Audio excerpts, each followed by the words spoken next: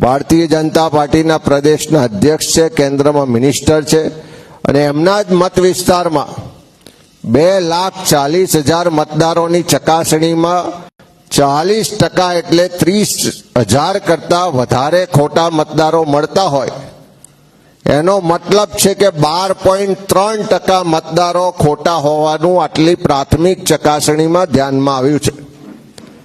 અને હજુ જો 100% એટલે કે આખી 84 વિધાનસભાના 6,09,000 મતદારોની ચકાસણી કરવામાં આવશે તો આ રેશિયો મુજબ જોતા લગભગ 75,000 જેટલા મતદારો ખાલી એક જ વિધાનસભા વિસ્તારમાં ખોટા હોવાની પૂરેપૂરી શક્યતા અને દાખલા છે.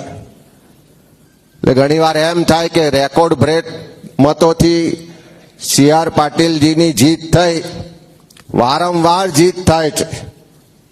આ રેકોર્ડ બ્રેક મતોથી જીતવા પાછળ આ મતદાર યાદીમાં ગડબડી, આ ભૂતિયા ખોટા મતદારો કે વોટોની ચોરી તો નહીં હોય ને, એ પ્રશ્ન આજે આપણે સૌને થાય.